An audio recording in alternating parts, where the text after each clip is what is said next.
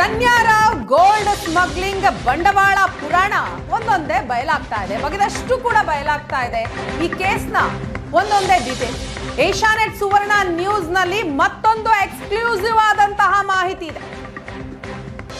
1 ವರ್ಷದಲ್ಲಿ 28 ಬಾರಿ ರನ್ಯಾ ರಾವ್ ವಿದೇಶಕ್ಕೆ ಹೋಗಿದ್ಲು. 15 ದಿನದಲ್ಲಿ 4 ಬಾರಿ ದುಬೈ ಪ್ರಯಾಣವನ್ನ ಬೆಳೆಸಿದ್ದ ರನ್ಯಾ.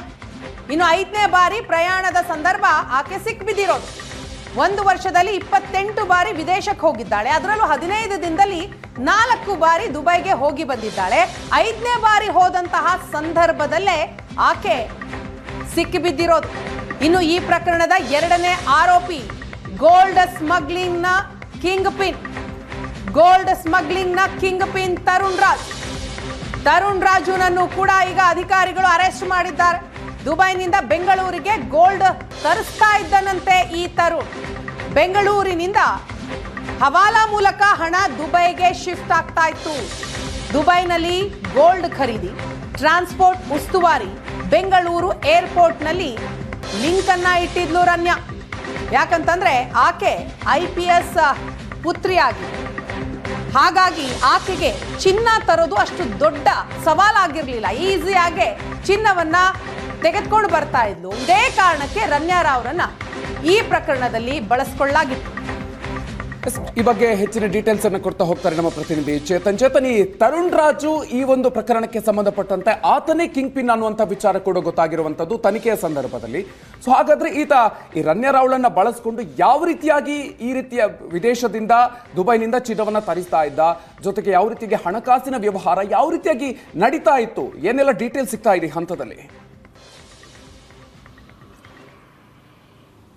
ಮಧುಕರ್, ಅಂದರೆ ಇಡೀ ಒಂದು ಪ್ರಕರಣದಲ್ಲಿ ಇದೀಗ ಅರೆಸ್ಟ್ ಆಗಿರುವಂತಹ ತರುಣ್ ಕೊಂಡಾಳು ರಾಜ್ ಏನಿದ್ದಾನೆ, ನಿನ್ನೆ ಅರೆಸ್ಟ್ ಮಾಡಿದ್ರು DRI ಅಧಿಕಾರಿಗಳ ಆತನೇ ಪ್ರಕರಣದ ಕಿಂಗ್ ಪಿನ್ ಅನ್ನೋದು ಇದೀಗ ಗೊತ್ತಾಗಿರುವಂಥದ್ದು. ಅಂದರೆ ದುಬೈನಿಂದ ಚಿನ್ನ ಒಂದು ಬೆಂಗಳೂರಿಗೆ ಬರಬೇಕಂದ್ರೆ ಎಲ್ಲವನ್ನೂ ಕೂಡ ಆತ ನೋಡ್ಕೊಳ್ತಾ ಇದ್ದ. ಟ್ರಾನ್ಸ್ಪೋರ್ಟಿಂದ ಹಿಡಿದು ಮತ್ತು ಸ್ಮಗಲಿಂದ ಹಿಡಿದು ಅದು ಎಲ್ಲಿ ತಲುಪಬೇಕು ಏನು ಅನ್ನೋದನ್ನು ನೋಡ್ಕೊಳ್ತಿದ್ದ ಅನ್ನೋದ್ರ ಬಗ್ಗೆ ಮಾಹಿತಿ ಲಭ್ಯ ಆಗ್ತಾ ಇದೆ. ಕೇವಲ ರನ್ಯಾ ರಾವ್ ಅಲ್ಲಿಂದ ಇಲ್ಲಿಗೆ ಆ ಒಂದು ಚಿನ್ನವನ್ನು ಮಾತ್ರ ತರ್ತಾ ಇದ್ಲು, ಇಲ್ಲಿಂದ ಆತ ಬೇರೆ ಕಡೆ ಡಿಸ್ಟ್ರಿಬ್ಯೂಟ್ ಮಾಡ್ತಿದ್ದ ಅನ್ನೋದ್ರ ಬಗ್ಗೆನೂ ಕೂಡ ಮಾಹಿತಿ ಇರುವಂಥದ್ದು. ಮತ್ತೆ ದುಬೈನಲ್ಲಿ ಚಿನ್ನ ಏನು ಖರೀದಿ ಮಾಡಲಾಗುತ್ತೆ, ಆ ಒಂದು ಚಿನ್ನದ ಖರೀದಿಗೆ ಹವಾಲದ ಮುಖಾಂತರ ಹಣವನ್ನು ಕೂಡ ಕೊಡ್ತಾ ಇದ್ರು ಅನ್ನೋದ್ರ ಬಗ್ಗೆನೂ ಕೂಡ ಮಾಹಿತಿ ಇದೀಗ ಗೊತ್ತಾಗ್ತಾ ಇದೆ. ಹೀಗಾಗಿ ಈ ಪ್ರಕರಣದಲ್ಲಿ ED ಕೂಡ ಎಂಟ್ರಿ ಆಗುವಂತಹ ಸಾಧ್ಯತೆಗಳು ಸಹ ಇರುವಂಥದ್ದು. ಎಲ್ಲ ಒಂದು ಇನ್ವೆಸ್ಟಿಗೇಷನ್ ರಿಪೋರ್ಟ್ ಅನ್ನು ಕೂಡ ED ಅಧಿಕಾರಿಗಳು ಕೂಡ ತರಿಸ್ಕೊಳ್ತಾ ಇದ್ದಾರೆ. ಅಂದರೆ ಕೇವಲ ಈಕೆಯನ್ನ ಚಿನ್ನ ಸ್ಮಗಲ್ ಮಾಡೋದಕ್ಕೆ ಮಾತ್ರ, ಅಂದರೆ ದುಬೈನಿಂದ ಬೆಂಗಳೂರಿಗೆ ಸ್ಮಗಲ್ ಮಾಡೋದಕ್ಕೆ ಮಾತ್ರ ಆಕೆಯನ್ನ ಬಳಸ್ಕೊಳ್ಳಲಾಗ್ತಿತ್ತು ಅನ್ನೋದ್ರ ಬಗ್ಗೆ ಮಾಹಿತಿ ಇರುವಂಥದ್ದು. ಯಾಕಂದ್ರೆ ಕಳೆದ 15 ದಿನಗಳಲ್ಲಿ, ಅಂದರೆ ಆಕೆ ಅರೆಸ್ಟ್ ಆಗುವಂತ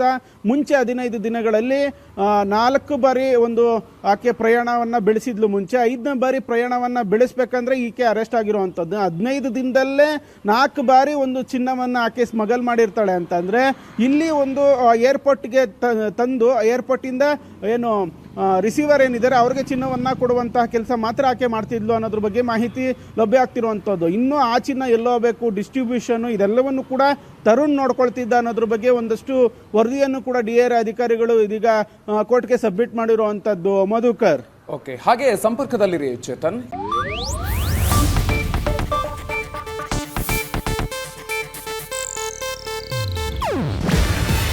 ಇದು ಏಷ್ಯಾನೆಟ್ ನ್ಯೂಸ್ ನೆಟ್ವರ್ಕ್ ಪ್ರಸ್ತುತಿ. ನೀವು ನೋಡ್ತಿದ್ದೀರಾ ಏಷ್ಯಾನೆಟ್ ಸುವರ್ಣ ನ್ಯೂಸ್.